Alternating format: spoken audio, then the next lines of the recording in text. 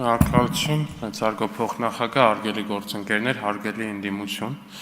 Ինձ թվում էր մեր ընդդիմությունը ինչ-որ մի պահի կհոգնի մարդկանց խորը անասունի տեղ դնել, բայց ակնհայտորեն դա չի ստացվում եւ ընդդիմությունը շարունակում է մտածել, որ Հայաստանի քաղաքացիները խորը անասուն են ու բաց է թողնում, չգիտես ինչու են փաստը, որ իրականում Հայաստանի Հանրապետության քաղաքացիները բավականին իմաստ ունեն,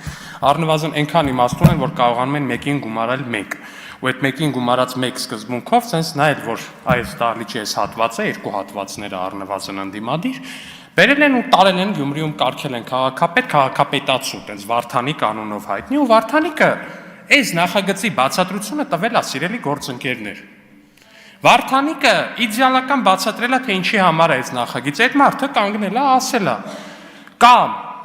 ով դեմ է Ռուսաստանի հետ միութենական պետություն կազմելուն, ինքը թրքահպատակ շան տղա է։ Հիմա ես այստեղից այս ամբիոնից կոնկրետ ձեզ եմ այդ հարցադրումը դնում, հարգելի ընդդիմադիր գործընկերներ, որտեղ մեզ այդ չի կարա վերաբերվի, որտեղ Վարդանիկը նախ այդքան չկա, որ մեզ ինչ-որ ուլտիմատում դնի, երկրորդն դա ձեր Վարդանիկն է։ Ձեր Վարդանիկը ասում է,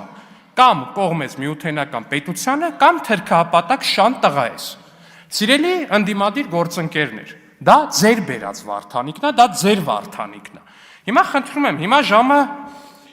13:27 է։ Խնդրում եմ, այսօր մինչև ժամը 17:00 պատասխանեք հետևյալ հարցին։